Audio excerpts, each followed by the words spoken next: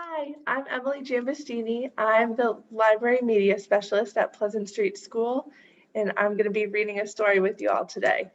This story is one of my favorite Christmas books, and it reminds me of my tradition.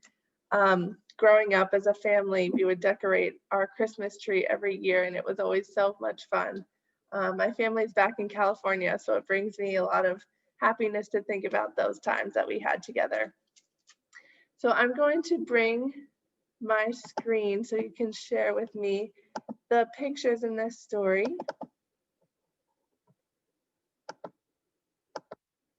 Here we go.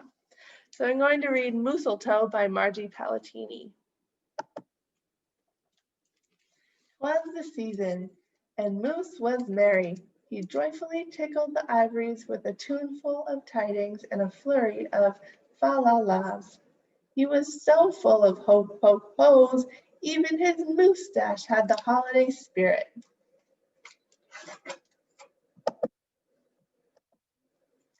But Moose was more than just a bit merry and bright. He was busy, busy, busy. There was a lot to be done on his list of to-dos. But with orderly organization, a bit of regimentation, lots of imagination, and just plain old Moose know-how, getting ready for the big day should have been simple. Easy. Yes, in all probability, just perfectly perfect.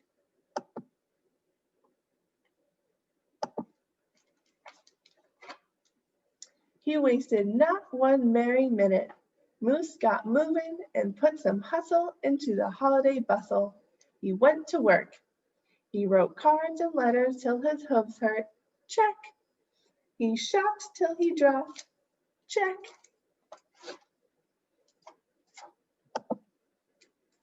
He hauled home boxes and bags and presents galore. Moose had gifts for everyone stacked from ceiling to floor. Check, check, check. Then he wrapped, yo, yo, yo, and he ribboned, ho, ho, ho. And on each and every package he tied a big, beautiful bow. Check and double check. So far, so simple, so easy, so perfectly perfect. Another look at the list, and Moose headed for the kitchen. He pulled out the pots, pans, and bowls, sifted through stacks and racks of cookbooks. He whisked with his left, spooned with his right. Moose baked tons of tins of cookies. Check. Dozens of cakes, breads, and sweets. Check, check, check. He made jellies and sticky jams. Moose roasted a goose and some chestnuts. He toasted marshmallows and yams. Check, check, check. Triple check.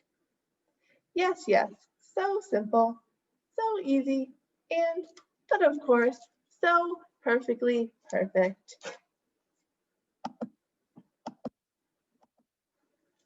Decorations were up next on his list of things to do and get done. So Moose decked the halls, he spruced up the walls, he beaded, bowed, and mooseltoed. He gathered garlands, roped wreaths and holly, jingled bells, sang noels. Oh, good golly, this Moose was jolly. Check, check, check, check, check, check, and check.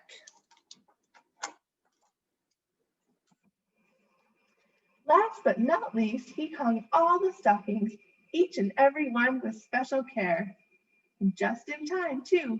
Soon Santa would be there. Check and final check. Yes, sirree, getting ready for Christmas was an absolute snap. And so simple, so easy. And if he did say so himself, Moose thought, totally, utterly, completely, perfectly perfect.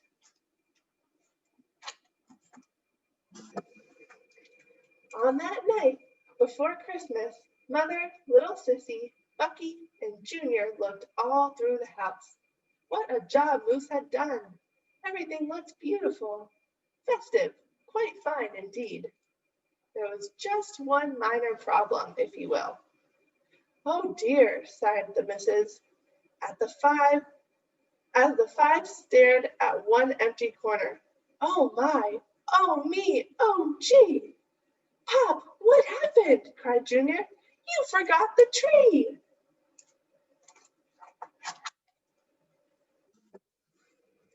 Oops! Where would they hang the tinsel, string the popcorn, light the lights? Where would Santa leave his gifts for the kiddies on Christmas Eve night? So Moose pulled on his galoshes and put on his hat. He would find a tree somewhere, somehow, and that's all there was to that. So out went the moose, braving blustery, blowing winds and the cold, trudging through snow drifts, courageous and bold. Moose first hooved it down to the corner, not a tree to be had. Then he slid around the block. Uh-oh, things were looking bad. He went down every boulevard, street, and little road. He looked down lanes and alleys. Every tree had been sold.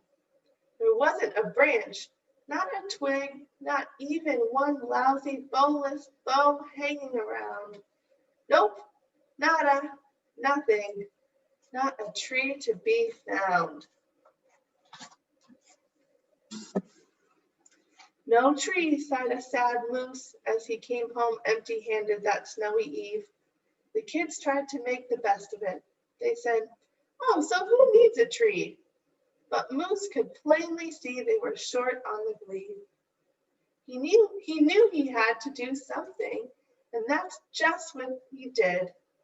In the empty corner, he stood and spread his arms out very wide. Then he smiled at his children, and he winked at his bride. "Kids," he declared, "fetch your forgetful pop some of that tried and true family glop."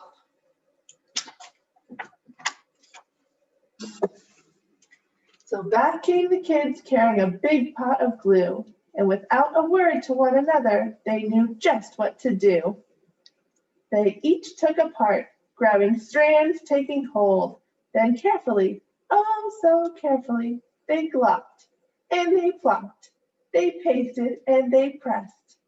They curled and twirled every which way a follicle could fathom, until Moose's magnificent moustache was indeed even more of a marvel to see. Moose was just a few needles shy of being an evergreen tree. They strung Moose with lights from his head to his toes and draped him with tinsel, beginning right with his nose. They hung balls that were shiny and bells that twinkled, candy canes, berries, and plums sugar sprinkled. Then they all stood back. Junior plugged in his pop. Woo! Ah! Yes, Moose truly was one incredible sight. He was glorious and glowing, and boy, oh boy, was he bright.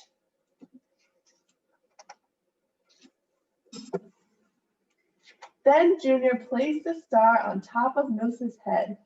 He gave him a kiss and a pat, and they all headed off to bed. Except Moose, of course. He stayed in the corner instead, still twinkling and blinking and waiting for Santa.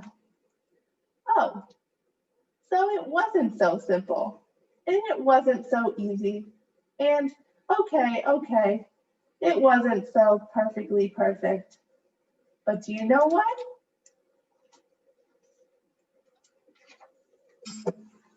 It was pretty close. Ho, ho, ho. The end. I hope you enjoyed that story. Have a happy and safe holiday, everyone. Bye.